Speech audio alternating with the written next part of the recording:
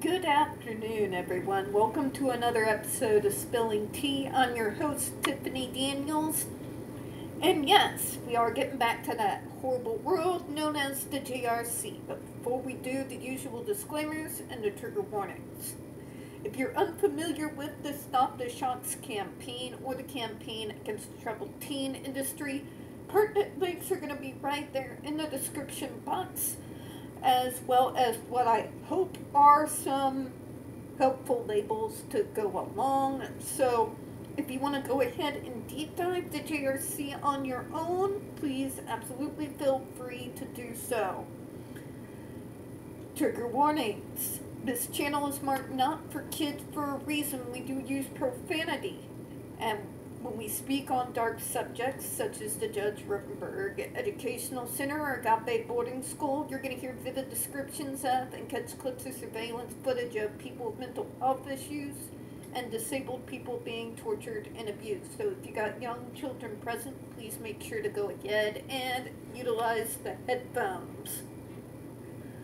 Alright, and also, if they're 16 and younger, parental supervision is advised. Sorry folks, long day. I'm dealing with temporary prosthetics for the giant chunks that are out of my two front teeth so I can eat without pain, which is why I sound weird when trying to talk.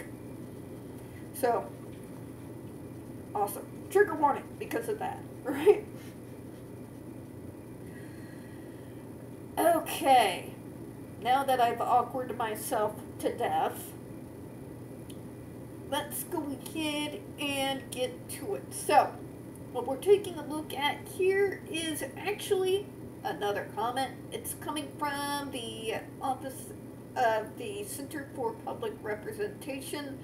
This is one of the comments that were submitted into the FDA after they put out the new proposed rule back in 2023. So, we're going to be going ahead and reading through all of this. So, this is H.180 An Act regarding the use of aversive therapy, and H.170 An Act requiring licensure for the use of graduated electronic decelerators. So this is going to be some interesting paperwork we're going to be going through here. Alright, so,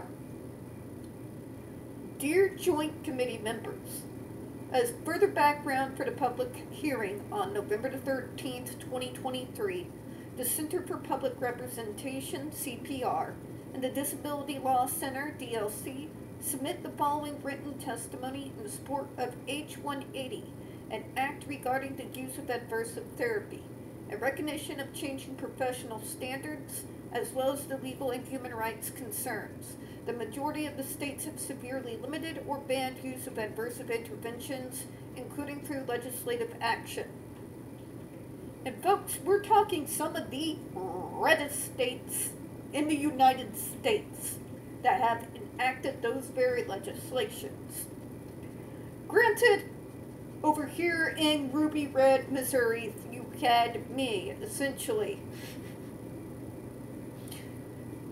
Right there. Like, literally during the time period of the 2010s, stalking Jefferson City outside my representative office every single time I was not spending doing work for the Commission on Autism Spectrum Disorders in order to get those legislations passed. Because although Missouri didn't have, like, human shock collars, there was types of aversive interventions that were more popular over here that were just, yeah, it's like straitjackets in class where everyone can see you when you have a behavioral issue type of not good. I mean, we already have targets on our backs from day one inside public school. You take something like that, an aversive such as maybe a straitjacket, or singling us out and either putting us like facing the wall somewhere in the classroom, or they now have isolating rooms now, and yeah, it's not good. In fact, there was one story out here that one particular school district got in trouble because the teacher forgot that they placed the poor neurodivergent in the isolation room and remained there. Like, after everybody went home. Like, parents had to go up to the school. So, yeah. I stalked them. We got some legislation to protect. Now, there's still adverse interventions out here that have not gone the way of the dodo, unfortunately. In particular, the kind of more psychological mindfucks that are available through means of the ABA therapy. But at least the physical adversives are off the table. Because me and People First, and let's see here, we had the parent groups, we had the Southwest PAC come up with me, with my folks like Nikki Straw, Dawn, and my fellow ladies who all adopted me as their kin and like got me on this journey into disability rights in the first place back in 2006. And yeah, we were able to get that legislation passed, but it took a lot of work. But so Missouri has it, Arkansas has it, Kansas has it, Oklahoma doesn't. At least it didn't back around that time period where the legislation was really came around 2012 after what happened to Andre McCollum's, went viral. Absolutely viral all over the place on national news. Down south, I believe, Georgia. Yeah, it was Georgia. Georgia, Mississippi, I think Texas too. Texas was the one that surprised me. But in places like Massachusetts, New York, Rhode Island has that legislation, but that's literally due to the fact that before they went to Massachusetts, they went to the Rhode Island first. So they saw how messed up it was. So it didn't take much prodding for them. Anyways, let me go ahead and continue. Our organizations oppose H.170, an act requiring licensure for use of graduated electronic decelerators for two reasons. The inability of licensure to resolve the serious health and safety risks attendant to the use of the graduated electronic decelerator, which means But if we label it, it's still going to cause second and third degree burns. No label is going to stop the device from causing second and third degree burns. Not to mention the fact that the school forces these kids to wear the device in the shower. You have to forgive me if I don't think that health and safety risks is actually their first concern, in spite of what they say. Because if it were, we wouldn't be in a situation where they're sitting there saying, but we force them to wear it in the shower. It's an electronic device. Are you smoking crack? No, it's fine. We just have them hold the device out of the water spray with their arms.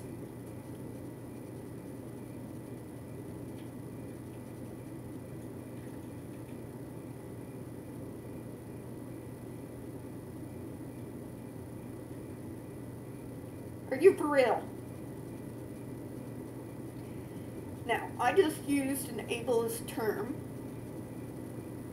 and I like to hold myself accountable as much as I hold everybody else accountable. I used the R word. And I would like to apologize for that, even though MAGA would tell me, you don't have to anymore. Well, guess what? I don't care. If I let an ableist term out of my mouth without thinking about it, and I noticed I've done so, I'm going to take accountability, and I'm going to apologize immediately. So now I'm going to go ahead and continue on with what we were talking about. Alright, and 2, the Federal Food and Drug Administration's conclusion that a ban of the electrical stimulation devices, ESDs, like GED, is necessary to protect individuals with disabilities from a substantial risk of injury and harm. Because, yeah, labeling's not going to change that. Really, the only thing that's going to change anything is if you ban the device. There's nothing anybody can do that's going to stop that device from causing second and third degree burns and causing intense physical pain. Because that is precisely what Dr. Matthew Israel designed the device, designed it for. It's literally designed to cause a maximized amount of pain to the individual on the receiving end of the shocks. This is not hyperbole. This is Dr. Matthew Israel's own words from an interview he did on one of the Massachusetts news stations in the 2010s, to be precise. Literally says, but it hurts. He said, yes, it's supposed to hurt. That's what it's designed for. Because then they'll think about doing it again. I don't know if Dr. Matthew Israel is very familiar with the concept of spanking, but as one of the very last generations to be on the receiving end of that form of discipline, I can tell you it did not stop me or any of my neurotypical or neurodivergent peers from doing anything reckless and stupid. In fact, I would say that due to the anger that comes from getting that kind of form of punishment, it probably pushed us forward to do even more reckless, stupid, potentially life-threatening stunts as an act of rebellion. You know how they say you can't fight violence with violence? There's a reason. Alright, let me go ahead and continue here. As discussed in detail below, state and federal agencies, disability professionals, thank you. Finally, somebody who says something other than advocacy groups and advocacy watchdog groups. Finally, somebody who's putting out the fact that we have multiple professional agencies and groups that have come forward against this insanity. It's about damn time. God. Provider associations, thank you. My God, I'm going to read it again. Family groups, consumer-run organizations, and even the United Nations have unequivocally disavowed the use of aversive interventions, like the contingent electric shock administered by the GED. I'm going to read that again. I may read it 3 times. It's just so good, it's fattening. Like I think it may have just put 2 pounds on me, but you know what? It's so good, we're going to do it again. As discussed in detail below, state and federal agencies. Read it and weep, JRC. All you news agencies. You old school media who just sit there and say it's just the advocates. The advocates are advocates. Read it and weep. State and federal agencies. Disability professionals. We are talking, in particular, direct care staff and direct care staff organizations and advocacy groups on their behalf. Nursing staff. case managers, people who work for places in the state, the Department of Mental Health, those deployed under the Division of Developmental Disabilities. Okay? Provider agencies and associations such as ARC and Easter Seals, family groups, including Autism Speaks, and I've told you guys so many times, if you have Autism Speaks, us token self-advocates who kind of in it on our own out here because, well, it's a little rural, and the Autism Self-Advocacy Network, if we're all on the same page on anything, especially ASAN, people like myself, and Autism Speaks, when we spend the majority of the time at each other's throats, you know the other person that's on the opposite end are definitely not on the right side of history.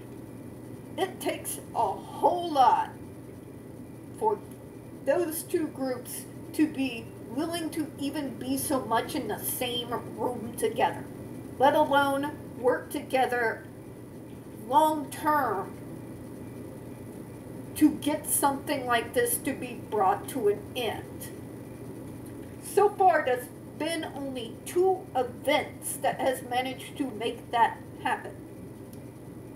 This one's Exhibit A, the Judge Rotenberg Educational Center, and the second one is our current GOP in regards to Medicaid, which we already have a series that we're covering Medicaid on, so we won't get any more into that, but I just want you guys to understand just how many individuals, including organizations that never agree with each other on literally anything, and the JRC managed to get us to put our long-standing arguments and deep divides and mutual loathing aside and be willing to work together to end the torture of these kids.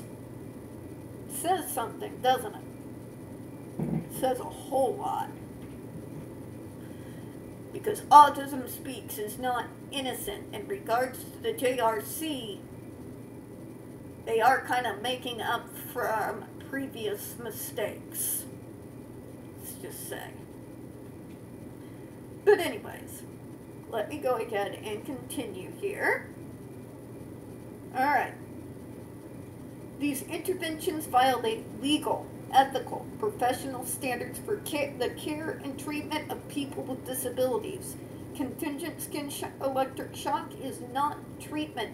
It is not supported by modern treatment theories, and as determined by the FDA, there is no reliable evidence of its long-term efficacy. None. None at all. JRC, but we have all of this evidence, and I'll say it again. Is the evidence in the room with us? Could you maybe send me a map and directions, because I have this crazy feeling that a lot of my missing pair of socks that I have lost over the years in various laundry rooms for being a long-time apartment dweller, I may find them in that same area too. You know? Maybe there's a lot of lost evidence from a lot of cases that we may find in that mystical land where the JRC keeps their abundant evidence. Think maybe they have Jimmy Hoffa in the oil drum. Maybe. You never know. Alright. Go over this last paragraph we're going to go ahead and cut out. Recently, the Supreme Judicial Court has made clear that a legislative ban of aversive interventions like the GED would be a change in law sufficient to prompt modification or termination of the 35-year-old consent decree that has continued to allow for the use of aversive therapy like the GED in Massachusetts. The people with disabilities in the Commonwealth deserve better. and H.180 provides a vehicle for the legislator to act on their behalf. So what we are looking at here, I actually got this wrong, because I thought this had to do specifically with the recently new proposed rule for 2023. But this is us on our never-ending stream of hope, trying to go after the consent decree again with some of the politicians out in Canton, Massachusetts. Now, we've done this before multiple times, as JRC will tell you. But the way they have lined this out this time, yeah, this is going to be real good. But we're going to go ahead and stop it from this point, and we'll go ahead and continue on here probably tomorrow. I got a lot of catch up I had to do. I took a little bit of a break on the JRC videos since I already had so many in the queue I had pre-recorded, because I needed a little bit of a break. I've been over-exhausting myself because it seems like every 5 minutes the GOP does something else that all of a sudden I have to do a new series on. But yeah, but let's go ahead and close out for now, folks. We don't get very many views on this channel, and the few we do tend to get removed from time to time. So if you could, folks, please don't forget to hit the like button, hit subscribe. Please don't forget to hit the comments. I do appreciate your time, and as always, folks, we here at Spilling Tea absolutely do hope you have a good one. I will see you next time, everyone. Bye-bye now.